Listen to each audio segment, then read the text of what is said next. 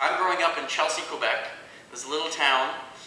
I'm the only Jewish kid, and the music that we're listening to, my friends and I, is hip-hop, is this rap music. So, and I don't know why, but for some reason this African-American ghetto music spoke to these these middle-class kids, white kids, living in Quebec, in Canada, okay? And not only me and my friends, but basically all around the world, kids were listening to this new music and being inspired by it, by the poetry, by the rhythms, by the music, by the mentality of hip-hop and the sort of freedom that it expressed. Because it was really do-it-yourself music. It's not, you don't need a huge studio to do it, you don't need $1 million. I mean, now you do. Now it's turned into pop, and hip-hop is pop, and now it's being commodified, and it's just as conservative and corrupt as any other form of popular music. But for a minute, hip-hop was free, and it was like a free-for-all. You could really express yourself, you could dance any way you want, you could make sounds like this, you could be crazy. So, I started sampling, started making more beats, and then I moved to Montreal to go to university. When I moved to Montreal, I started to collect records. Started to go to the Salvation Army, because at the heart of this music, right, are these breaks. We're looking for these little moments of rupture in songs that we can take, sample, and turn into new stuff, okay? So, at first, everybody samples James Brown, you know? James Brown is the king of funk.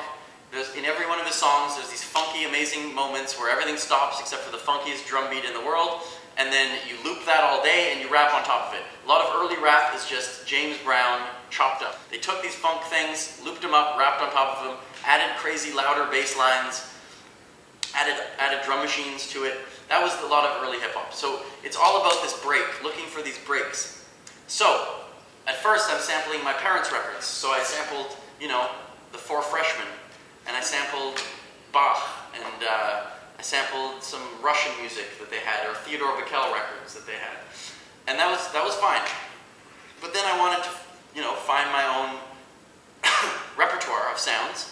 So I started to collect old records. I went to Salvation Armies, I went to people's basements, I went to church bazaars, synagogue bazaars, I went to garage sales. I started to find klezmer music.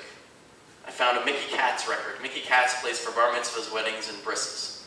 I found a Yiddish theater record. Aaron Lebedev sings 15 Yiddish theater hits. I found cantorial music. Yossele Rosenblatt, Label of Aldman, Moshe Oisher. I started to find Hasidic records of nigunim, these melodies, these wordless melodies. And growing up in Chelsea and going to this Reform synagogue, I never heard cool Jewish music. And I was really into music. That was what I loved. In these Yiddish theater records, between verses, there's always these funky little moments that happen with the orchestra, where the orchestra plays a little riff. And that's what I'm looking for. I'm looking for breaks, right? So in this Aaron Lebedev record, I found, okay, so in between a verse, this happened. Okay? Doesn't sound like much, does it? Okay, so I thought, okay, cool, I'll sample that. So you sample it. I looped that one little bit. And it became the source by building on top of it for a whole song. And basically I found this old Yiddish song called Balabosta, which you know what a Balabosta is. And so it's this old Yiddish song about Balabosta, and then I sing that over top of it. You know what I mean? Okay? I'll just demonstrate. Balabosta, Ziesinkel, Ziesinkel, Balabosta, Balabosta, Ziesinkel, Ziesinkel, Balabosta. Okay?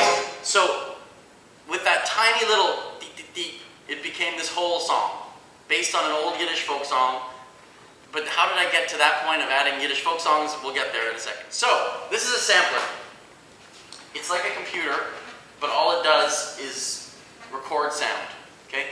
So, you have a sound, like I told you, I was collecting these old records.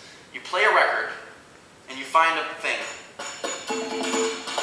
You find something by itself, because because you're trying to find these breaks that you can build into something bigger. Like that. What's that? Okay? Or what's this? Or that's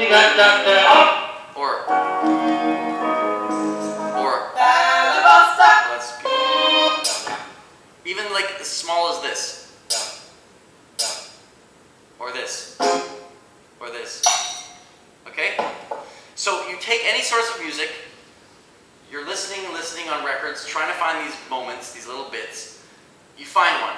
You press record on the sampler. Okay? Record. Basically, I'm creating this stuff. This is like the first layer of how I make music.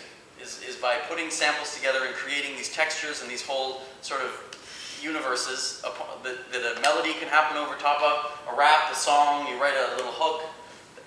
Okay? So I found this Noah Nachbush song and I learned it. Klingen, Glocke, klingen, Glocken, bim, bam, bom. Singt der Seele, singt der Socken, bim, bam, bom. Singt in Strahlen, fallen, fallen, fliegen, flammen. Sog die Bobbe, schöne Dobe, Gott von Anfang. A gute Woche, die Welt, die ganze Abendwoche, a gute Woche. Hat noch am Dolge Wein, a bisschen noch. Euer Mame morgen, ihr Sonnen in der Sonne. Singt der Seele, singt der Sonnen.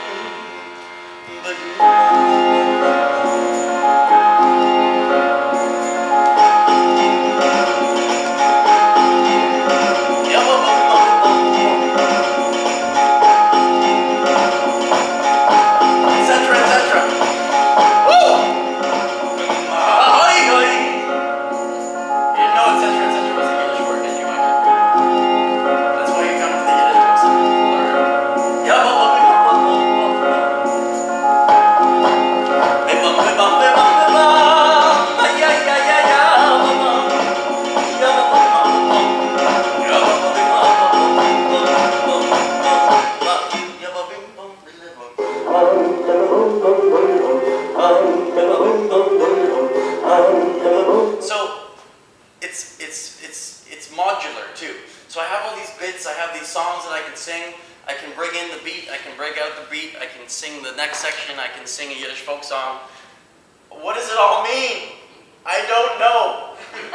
Why are we doing this? Oh God. Thank you very much. You've been a wonderful group.